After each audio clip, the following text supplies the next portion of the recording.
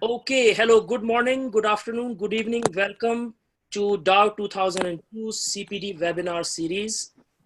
We have two excellent speakers today from our DOW 2002 batch. Dr. Naseem Abbas, who is a consultant ENT surgeon and associate professor at Jinnah Postgraduate Medical College Hospital.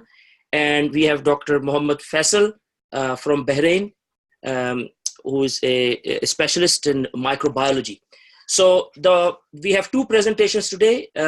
Dr. Naseem Abbas is going to talk about prevention and management of oral cancers, and followed by Dr. Faisal, who is going to speak about hepatitis C management and diagnosis. So Naseem, over to you. Okay. Assalamu alaikum, bismillah ar-Rahman ar-Rahim. Welcome all of you who are watching this or listening to this. My presentation today is about oral cancer and how to prevent it and how to manage it. The presentation itself is not designed for consultants of ENT, but it's basically for general population or specialties which do not belong to ENT. So it is more in touch with everyone. So I belong to DOW Medical College, the Department of ENT Head and Neck Surgery. This is the main college, and as you can see over here, this is a cricket pitch. We have a cricket pitch, a good cricketing facility. So when we get tired of doing surgeries, we use this pitch for cricket. So recently I had a chance to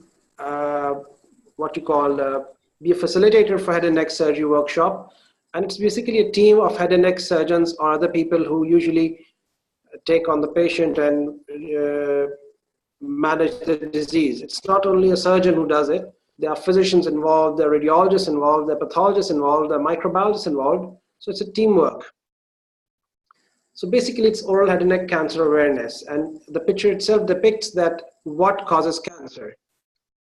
So what is head and neck cancer? Head and neck cancer is any malignant growth in the upper aerodigestive tract or the laryngeal area.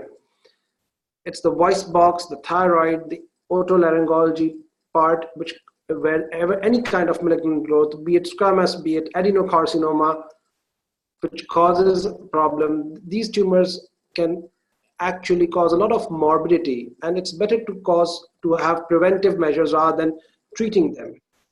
So now you can see what does a cancer look like.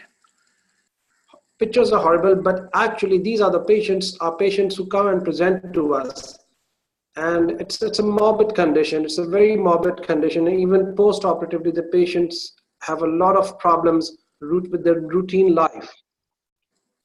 So you can see these are growths, these are non-healing growths which appear. So where can you find head and neck cancers or oral cancers? The most common is the oral cavity, where cigarettes, they sit on your lip, the cigarette smoke, they come in contact with your lip, the buccal mucosa, which come in contact with the betel quid. Here you can see, these are masses which are continuously growing.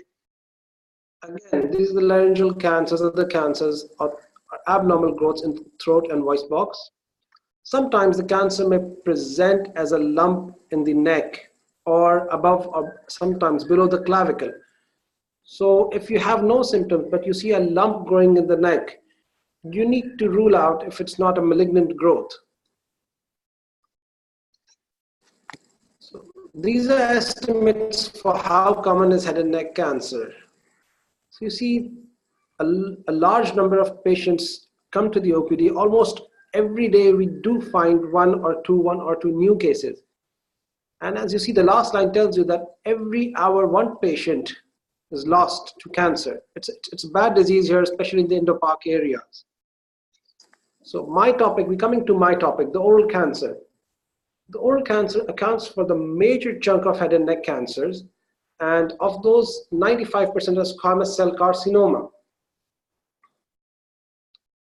Surprisingly and non-surprisingly, in our part of the world, in Pakistan and India, from the whole of the world, we account for about 60% of these cases. So the major burden is the Pakistan, India, and Indo-Pak descents which come across the border. Most of the people who come across the border which are detected with cancer, most of them are Indo-Pak. They have a habit of gutka, pan, chalia. And you see these red areas, they all show that the cancer is epidemic due to tobacco. And over here you can see Pakistan way up. So in Pakistan, especially in Karachi, some recent studies which were done in between 2005 and 15, they tell us that this is the second most common malignant cancer in Karachi, surprisingly. We thought that it might come at fourth or fifth level, but now you see that it's the second most common cancer in Karachi, after breast cancer in females and colorectal cancer in males. The frequency of lung cancer has gone down and the oral cancer has come up now.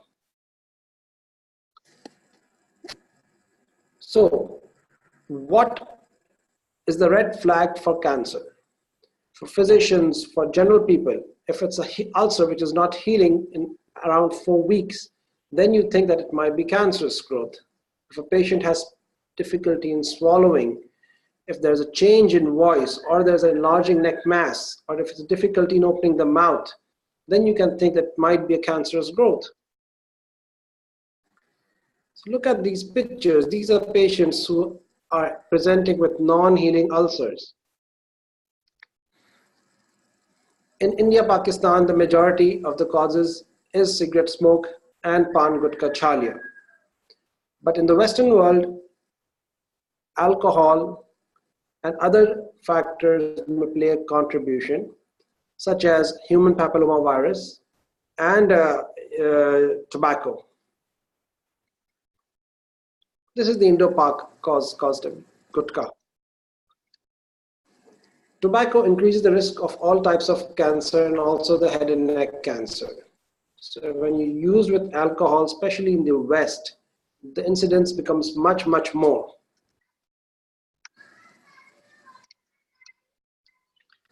So 15 times increased risk as compared to a non-smoker. And 1 can of snuff has as much nicotine as 60 cigarettes. The human papillomavirus has been implicated in head and neck cancer, as it has been implicated in the cervical cancers. In the West, especially, not in Pakistan, but in the West, incidence of HPV-associated cancer is rising because partly of the sexual habits and many other factors which are taboo over here are not there. So because of these things, there are increasing incidence in the West. Tonsils and base of tongue, oral cavity, oropharynx are the areas, and especially these people are females, more commonly in females. The cervical cancer incidence is also on the rise for the same reason. So in males, it is more common. African Americans are greater risk, and Africans, basically Asians, Africans. Sun exposure increases the chance of head and neck cancer, but it's not the head and neck cancer which is squamous cell. It's basically basal cell carcinoma, which is more in patients with sun exposure. Poorly fitting dentures again, and poor nutrition. Nutrition itself does not play a major part in causing cancer, but the increase in good nutrition provides antioxidants to the body, which actually fight early, what you call early DNA changes. So yes, secondhand smoke, cigarette exposure, this is an important thing. And when you are smoking, you increase not only your chance, but also the chance of others. So I'd like to bring to notice certain pre-malignant conditions, which if you see in patients, you should be aware that they might have a high risk of developing cancer. These are erythroplakia, submucous fibrosis, and leukoplakia. So white patches, leukoplakia, we'll start with leukoplakia. It's very common, especially in smokers, alcohol users. And leukoplakia, if you see, these are white patches which does not rub off. They are permanent changes in the mucosa. These patients are at high risk for developing cancer. So this is erythroplakia, red velvety patches. It's it's like a red velvety cloth. It is irregular patch and it won't go away. These are clinical diagnoses, and definitely biopsy is needed to confirm these diagnoses. History examination and biopsy are important. You can see the various patches. This is a smoker, the picture of a smoker with early leukoplakic changes over here, on the tongue, on the buccal mucosa. These are verrucous changes. Submucous fibrosis usually presents. Yes, this is the cause. This is the cause: pan, chalya, gutka, and it's, you see that this has been a very common thing now in Karachi, and I don't know about the West, but over here it's a very common thing, and people feel like this is a good thing to have, but actually raise the risk of cancer. So submucous fibrosis presents with a burning sensation in the mouth, and the patient is unable to tolerate spicy food. There is a restricted mouth opening, and usually these patients present late with early cancer. So you can see whitish changes of the buccal mucosa, difficulty in opening the mouth, and in these patients always an endoscopy should be done to see whether there's a growth growing behind. It's just submucous fibrosis. These patients are around 15 to 20% high risk for developing cancer. If there's erythroplakia or a reddish lesion, always biopsy it. I would say in any patient, when I see it's a red patch or a red irregular patch which does not go away in 4 weeks, always biopsy, because the chances are more than 50% of developing into a malignancy. So this is the picture of erythroplakia.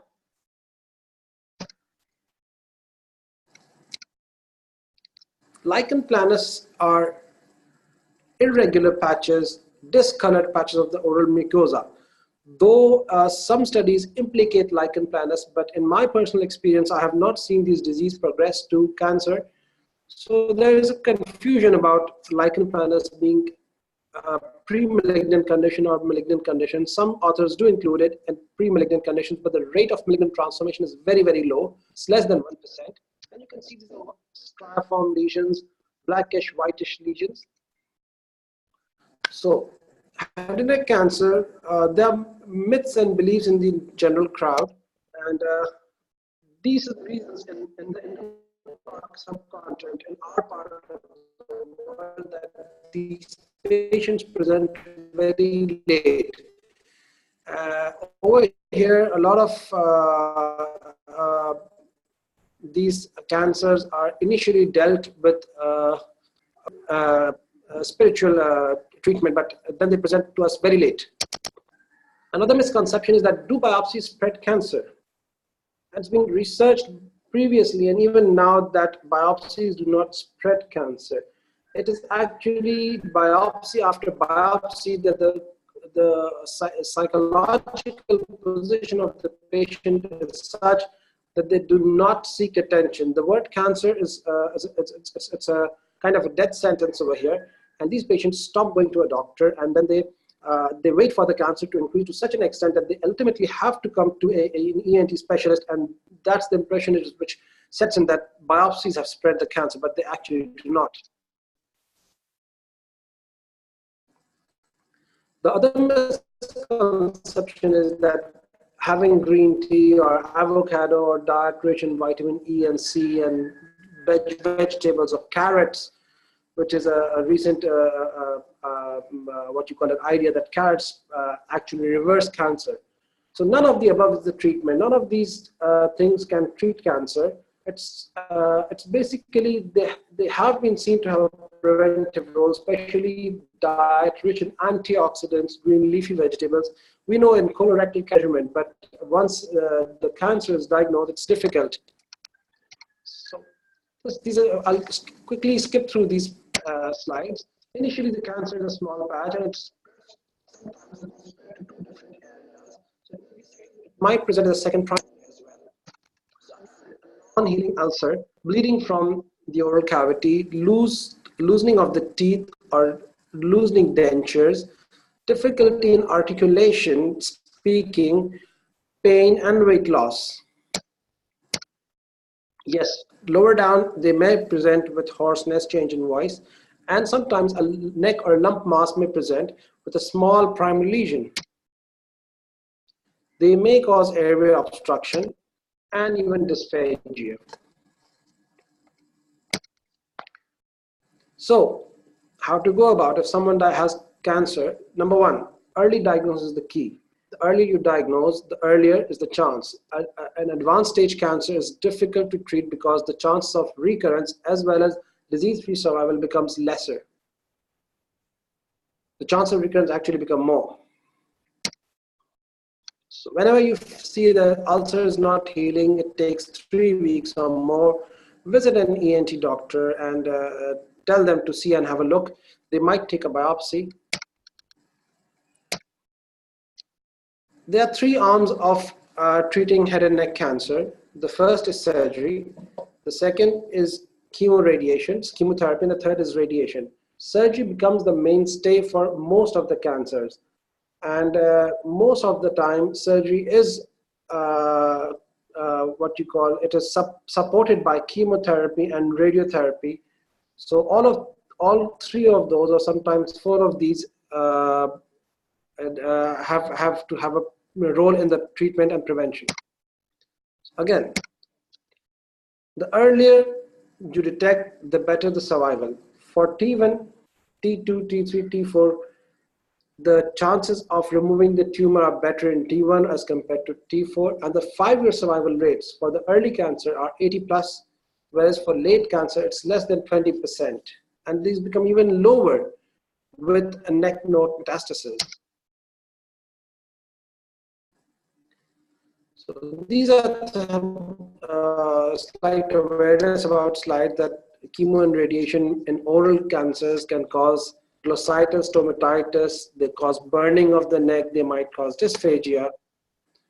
So what implications on a person's life would be if he's been detected with head and neck cancer?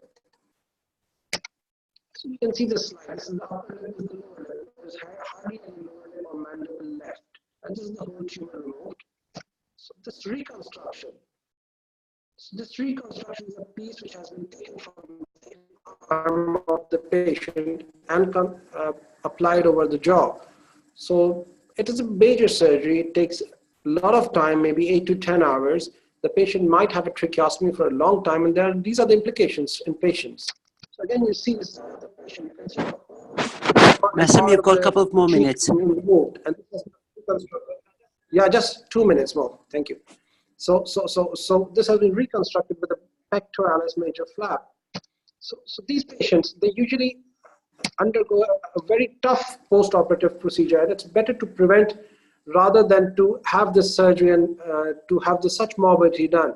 So in short, my message for today's presentation is to detect the causes of cancer, the pan, gutka, chalia, alcohol, tobacco, especially those who smoke. They have to be aware of these changes.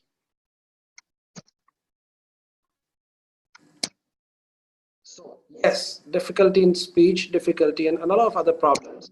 So we learn not to be a butthead. And I think so, in short, this is the presentation.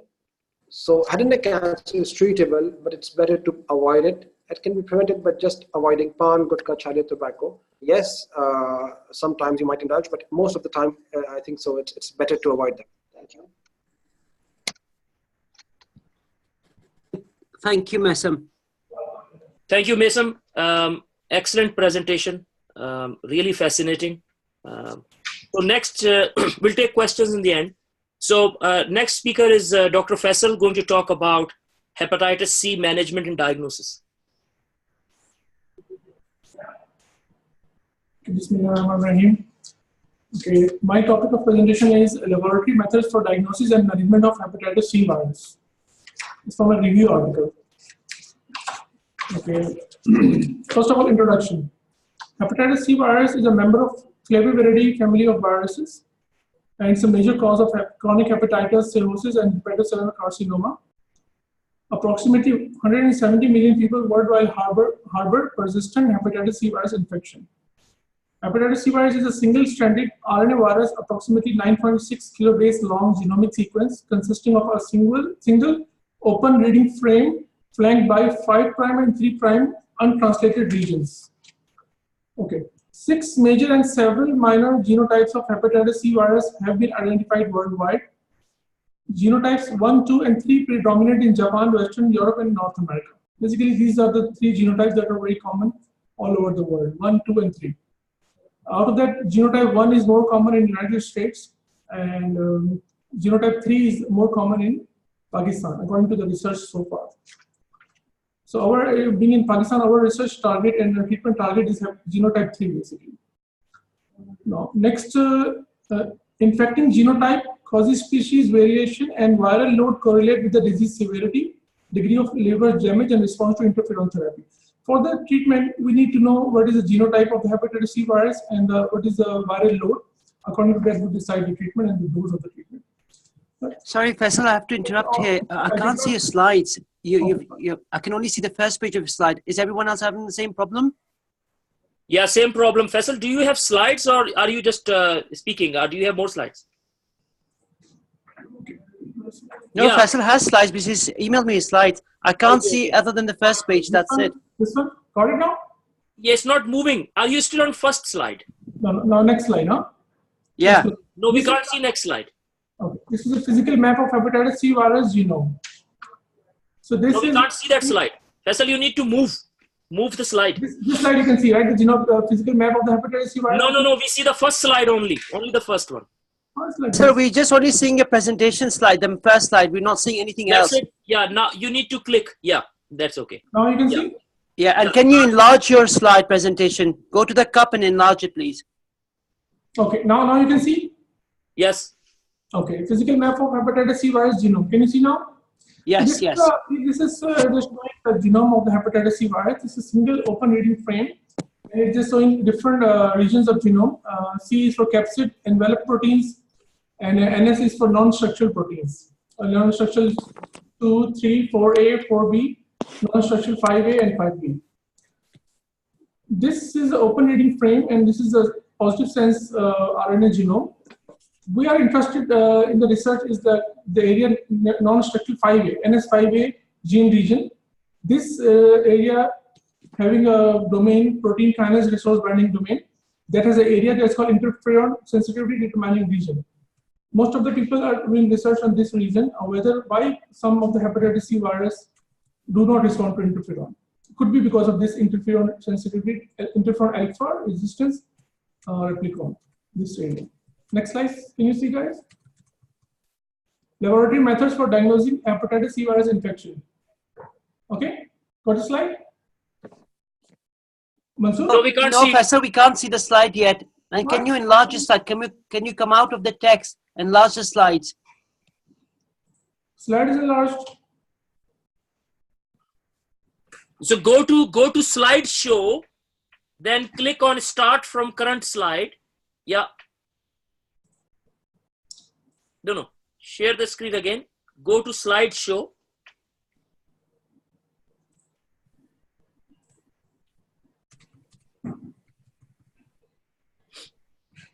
Can you see? Or the other thing you could do is you can just manually click on the slide as you Yeah, go along. manually click on the slide. Yeah. Yeah, we can see it now. Yes. Okay. Yeah, and then, yeah.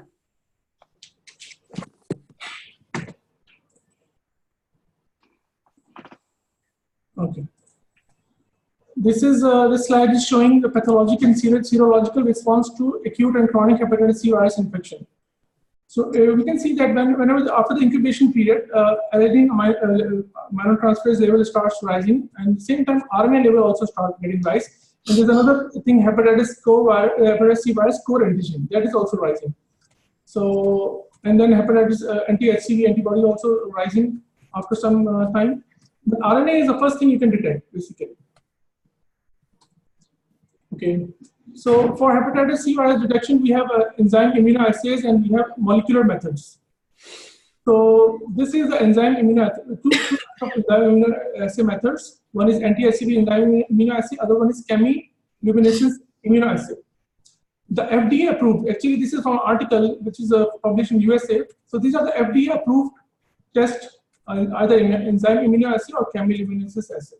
From Abbott, from Exosome, from Ortho, from Vitros. Okay, just want to tell the names. This picture is showing same what are the FDA approved. Can you see now this one? Yeah. What are the FDA approved and the immunoassay methods for hepatitis C virus detection? And they are telling what is the method, either EIA or CIA.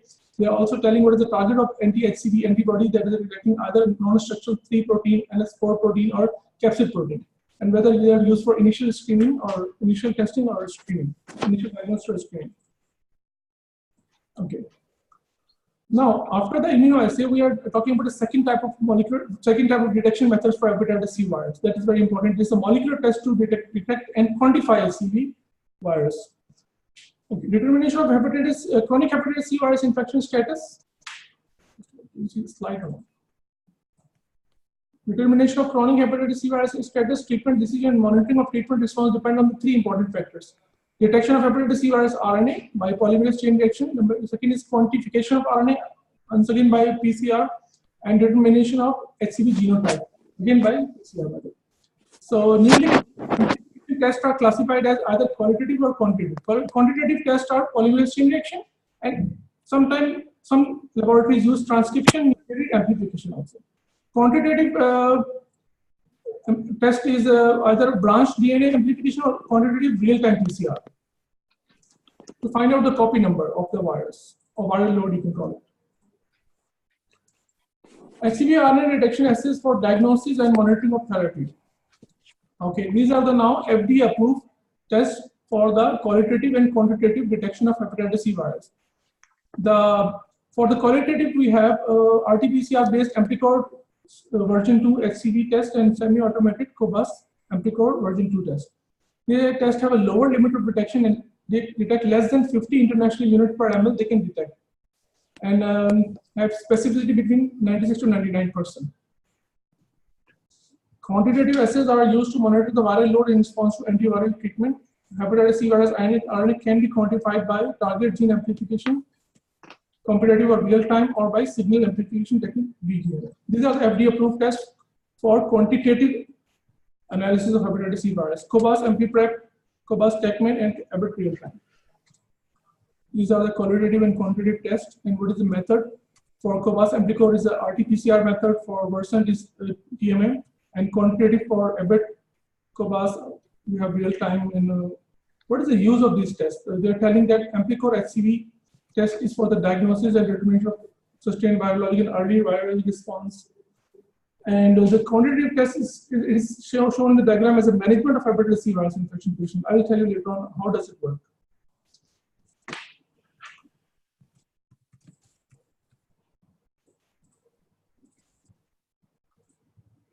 Okay, genotyping techniques. After the qualitative and quantitative test, we want to know what is the genotype of hepatitis C virus. Before the start of treatment, basically you should be knowing the genotype.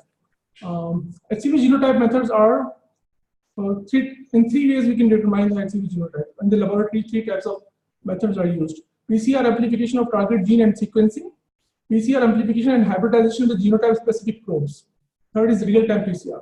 So in clinical practice, mostly we use HCV genotype is performed using commercially available kits with PCR amplification and hybridization with genotype specific probes.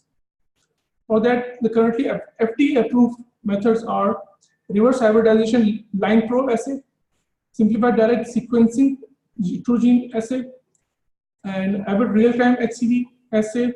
These assays can determine hepatitis C virus 1A, 1B, 2A, 2B, 3, 4, 5, and 6 genotypes. There are further subtypes of the genotypes that are being shown as 6 genotypes. These assays have a higher degree of concordance and reliability. Incorrect typing of the genotype is rare, less than 3%. And mixed genotypes occur but are uncommon. Some patient, maybe you can see a patient with genotype 1A also, along with genotype 3 also. So we have to look into both genotypes of the hepatitis C virus for the treatment.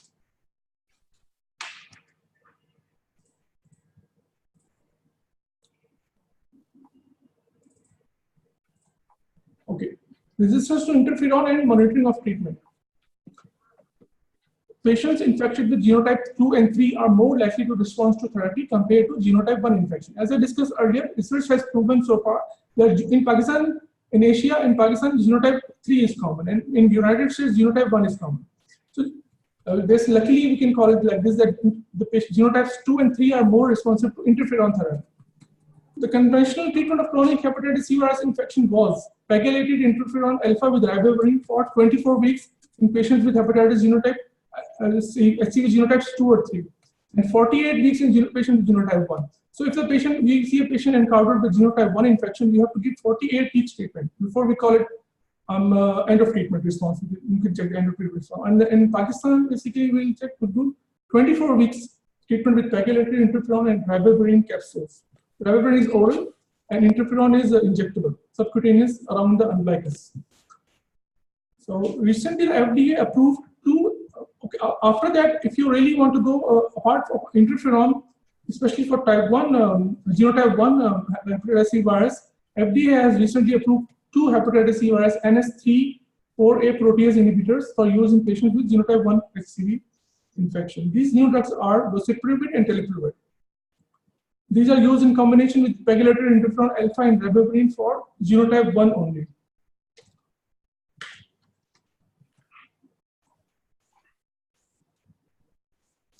Successful treatment is defined as sustained virologic response in which the continued undetectable viral load at 24 weeks after completion of treatment. So treatment is completed at six months basically.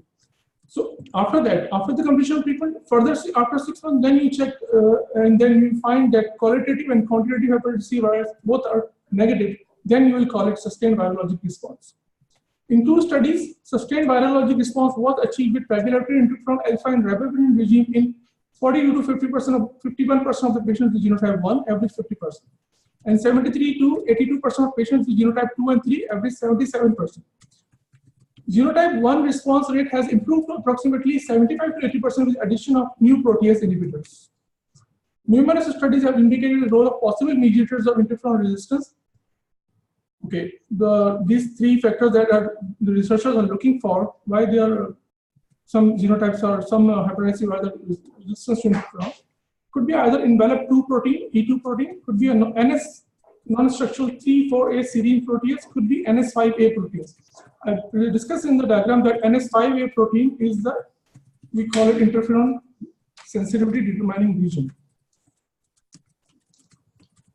Everybody can see the slide, right? Okay.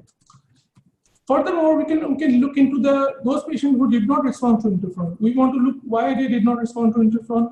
It is another genetic test to detect the presence of single polymorphism within the human interleukin 28B gene has been reported to help predict the patient response to therapy. So if we will look into the polymorphism into interleukin 28B gene. Some people are responsive, some are not responsive. According to that, to interferon therapy. So this is the conclusion of our article and looking into the molecular detection of hepatitis C virus and treatment in Pakistan and in other countries.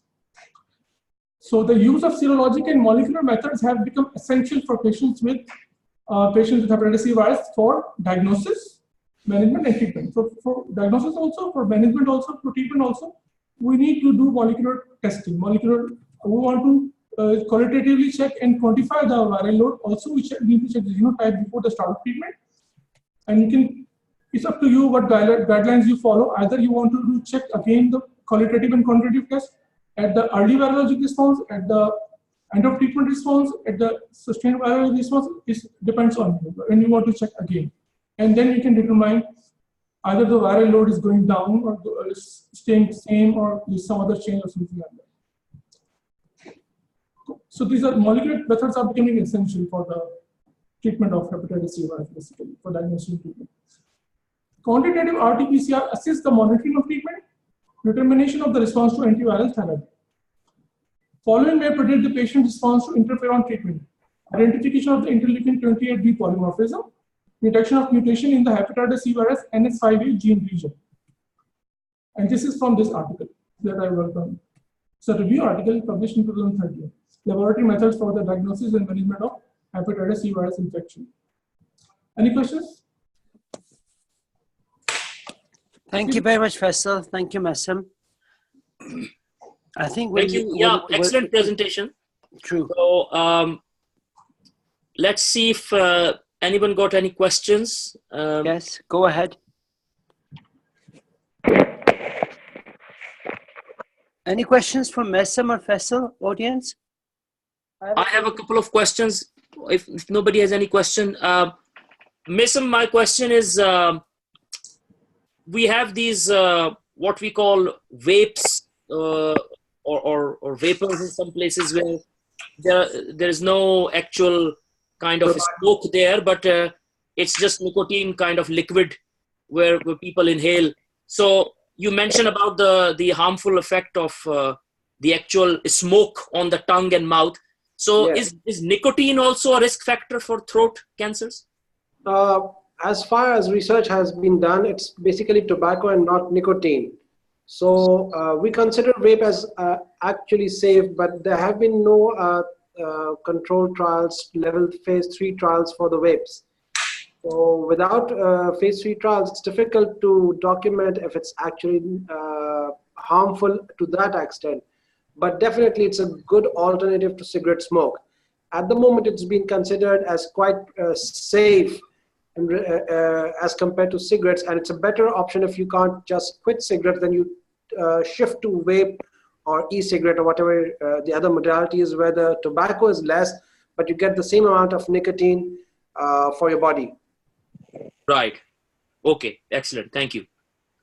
Faisal, my question is this sustained viral response. So once we have achieved that and it's 24 weeks, Sustained what happens after that? So do you just continue treatment like a maintenance therapy, or you just stop all treatment once you have? After, if the sustained virologic response, patient has responded and the virus is cleared, so the qualitative and quantitative PCR RNA test will be negative. Basically, the virus is cleared off. Patient is fine. If even after 48 weeks of the start of the treatment or 24 weeks after the end of the treatment, then we need to think why the patient did not respond to interferon. That's the point. Either it was not genotype 3 or 2, or maybe it was genotype 1, or maybe genotype 5 or 6, something like that. We will need to look into that. Or what was the other reason? That's what we discussed. Either it was interleukin 28B polymorphism, or was some other problem. We need to look into the patient's the virus. We need to check, maybe research laboratories can check in the interferon sensitivity determining region. What was that thing that did not respond to interferon? And in civil hospital, what we do is that in the hepatitis clinic, this is material and all the research that have been done in civil hospital, in the laboratory, clinical laboratory, and also in the OPD clinic, hepatitis clinic. So the question is, my question is, can you cure hepatitis C? Can you cure it completely? Yeah, that's a cure. 70% responded means 70% cure with the interferon treatment. 7% of the patient cure. Okay. Okay. Yes, so you can cure it completely. Yeah. Okay, my question to thank you very much. Interesting questions. My question to Naseem. Naseem, is there a genetic sort of gene that has been identified with oral cancers?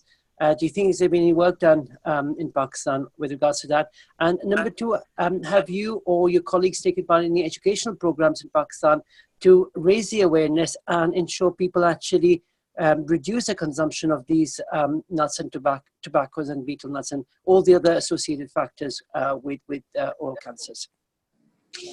I'll answer your first part regarding the genetic transformations in cancer and oral cancers.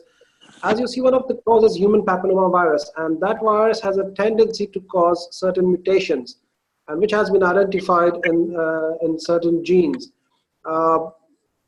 It has been seen that vaccine against the human papillomavirus does not only help in protection of the cervical cancers, as well as to certain extent oropharyngeal cancers. But again, the role is of cervical cancers is more pronounced than the oropharyngeal cancers. Certain genetic mutations, especially P53, on which I have worked myself, they have been implicated, but that is one gene. But there are more than 8 to 10 genes that have a different etiology. And as you see in the West, the cancers are more or less lesser aggressive. They take more time to spread as opposed to the local cancers. The term Pakistani cancer or the Indo-Pak cancer is recently coined, that the researchers have failed to identify the mutations in those gene locus as which were identified in the Western population. So it is thought that other genes which are responsible for the rapid spread and rapid progress of these cancers, especially in our population, secondary to gutka, pan, chalia, or betel quid, those are suspected. Up till now, no gene has been identified, as far as I know. But let's hope the studies continue. Well, regarding awareness, yes. Twice a year we do camps. It's a 4 to 5 day camps. We do it twice a year to raise awareness. It's basically not only raise awareness, it's a camp we provide free of cost and medical facilities, and indirectly we give the leaflets and pamphlets. Other thing is that there are various seminars and at AKU, at other places where I go and deliver speech, and in public places, yes, we do that. But what we need to know, we need to do is we need to put a strong foot down on the consumption of these things by bringing the prices up, or actually going to the government and telling them that how bad these things are and actually banning them from consumption. Yes, but that's a whole lot different thing. I have a question. Thank you very much. Thank you. That's very relevant. Thank you very much. Saqib, Hussain, have you got any questions for Naseem or Faisal? I do. I have one for Naseem and one for Faisal. Kiss se pehle pucho? Yeah, go on. Yes. Faisal se pooche. Faisal. Faisal, chalo, Faisal, one quick question. Thank you both of you for the talk, first of all. Faisal, just want to know the vaccines for hepatitis. I want to know, like certain viruses have different strains in different parts of the world. So are vaccines in one part of the world equally effective in the other? When they develop vaccine, they really look into all the genotypes and all the types of the virus. So, but as far as hepatitis C virus is concerned, so far no vaccine they have been developed. Sorry. I actually took the topic away. I was talking about hepatitis B. I know your talk was on hepatitis C, but it was just a generic hepatitis question. Sorry, yeah.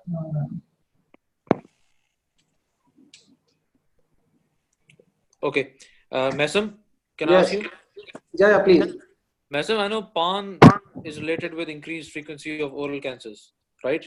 Yes. But is there any particular component of the PAN which is responsible, or is it generically? Because a lot of people make PANs with fresh leaves and fresh stuff at home compared to what you buy from, the shops.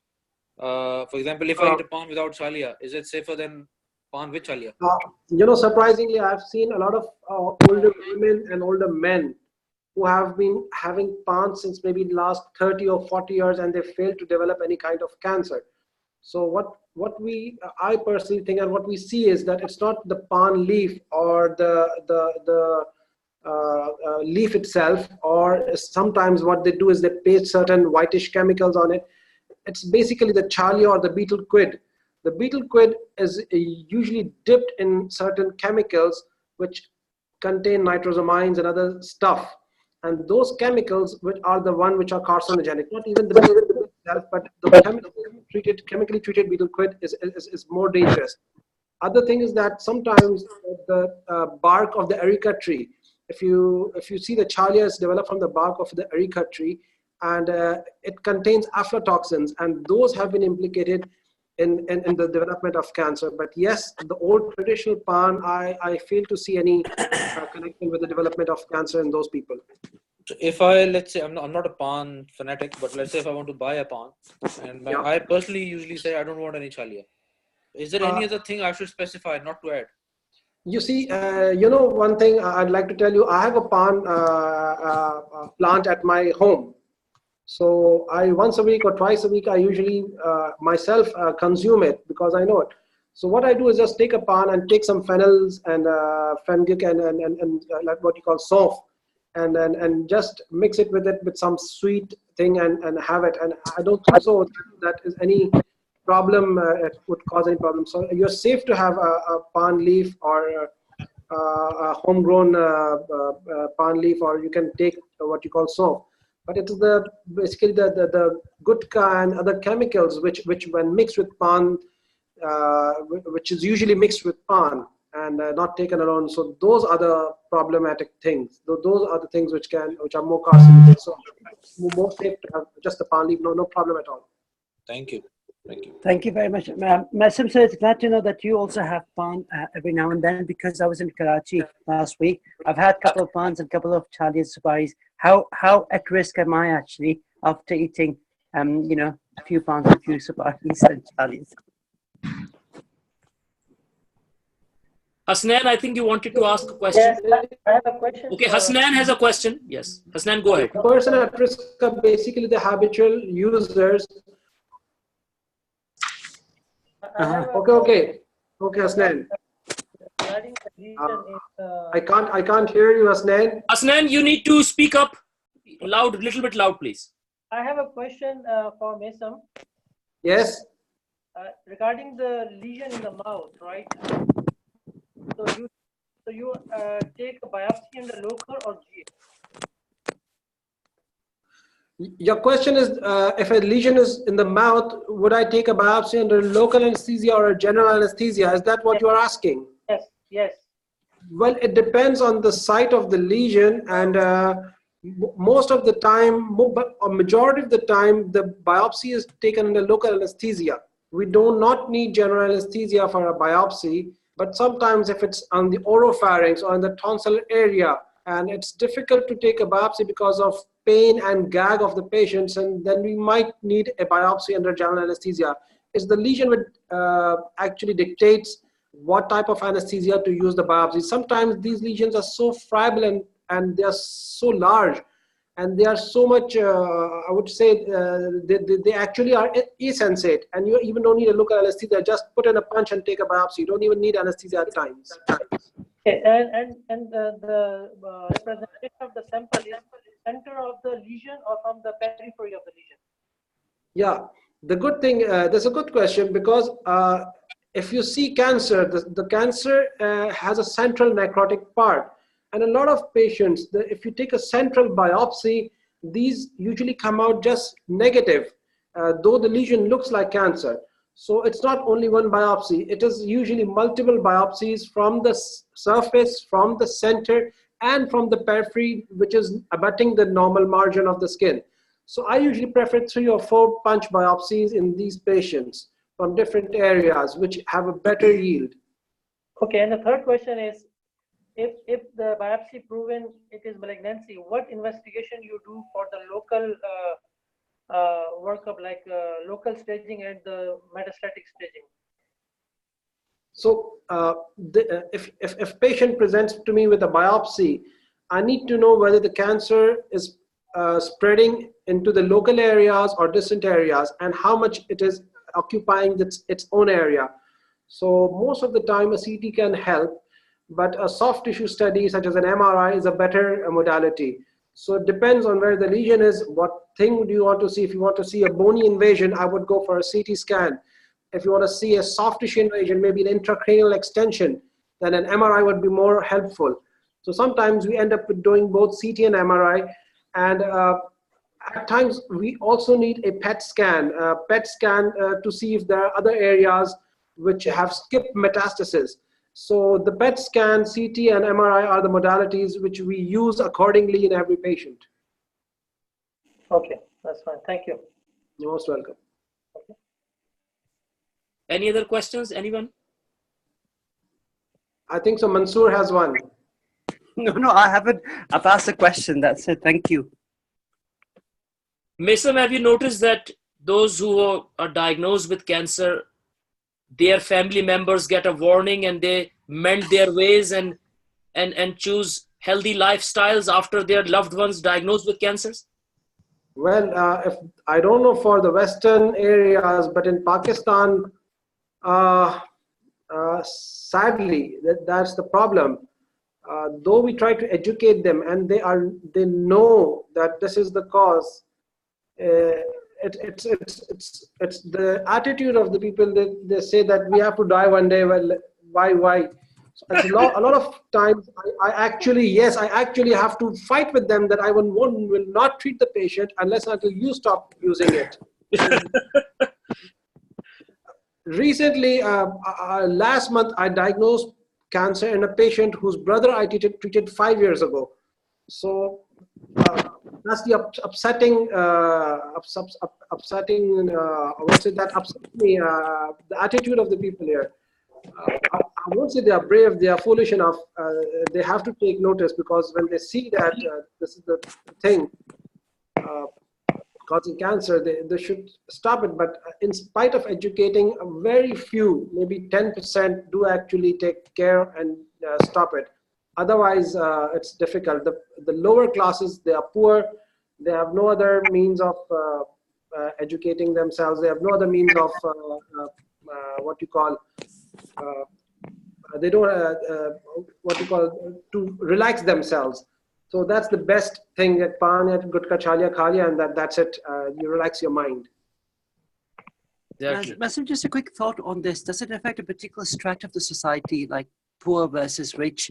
One particular ethnicity versus the other? Just some thoughts on that. Most of the time I've seen this in the poor patients. And the gutka or the nicotine or some chemical in the gutka, what do is they keep you slightly stimulated. So in order to earn more, to do more jobs, to have longer working hours, to get less retired, they use this as a stimulant, and that is how they get addicted to it. So the poor classes have around 70 to 80% of the people belong to the poor population, as compared to the well people. Those people who are doing well, they usually avoid these things. But yes, smoking does, especially in the West, smoking is the main factor. Alcohol and smoking. Then these people in the West, they come with from every class. They come with these complaints. Okay, thank you very much for that. Thank you. I think if there are no more questions, then we'll end the session. Thank you very much, Naseem and Faisal, for excellent talks. So the next webinar is on the 7th of April. Yeah. We are yet to decide on the timings, probably the same time, but we'll let you know. We have Maz Abid and most likely Farklit. Mansoor is going to confirm with Farklit. I think he wanted to talk about hepatitis and some. And Naseem, if you could also announce about May time, because if we've got colleagues from Australia presenting, yeah, that's right. So for them. We are trying to. So colleagues from Australia are keen to present, and because of huge difference in the timings, may not be obviously possible to get everybody to comfortably attend, but at least if 2 or 3 time zones can attend, like Australia or America or Australia and Pakistan, then I think that should be okay. But if we take someone from Australia on board, then it's best to get another one from Australia. We have 2 from the same time zones. So I think Zafar was keen to present on something pulmonary. Yeah, on respiratory and sleep disorders. So we'll look forward to hearing from him. And then maybe Karbash, we may have to get another one from Australia. So 2 colleagues presenting from Australia to suit the timings. So if you know anyone from Australia, guys, apart from Zafar Usmani. Yeah, Masood Ansari and Irfan Sheikh Aziz. So these are the recommendations by Zafar. So Zafar will get back to us in the next couple of days. That's fine. So for April, we'll let you know of the timings. So Maz Abid has confirmed and most likely Farklit. And for May, we have Zafar Usmani and 1 more person from Australia. Before we end, can I just actually ask, I've taken the attendances, but just Hasnain, how do you want me to write your name? Is it Mr. Hasnain Raza on the certificate? Because I'm sending the certificates out. Yeah, you can write like, Mr. Hasnain or Dr. Hasnain. Dr. Hasnain. And Naseem, there was another doctor joined called Dr. Farhan. Do you know who that is? Yeah, I don't know. Good question, actually. I don't know who is this person. Muhammad Farhan, I think so. It's Muhammad Farhan. Is it Muhammad Farhan, the one from the US? Okay. I think so, but you can ask on the DOW group. Okay, that's fine. And Shazad, I will also send you a certificate as well, Muhammad Shazad Shamim. Yeah. Okay, excellent. Thank you very much, everyone. And have a nice day and see you all next month. Okay, thank you. Thank you. Bye-bye.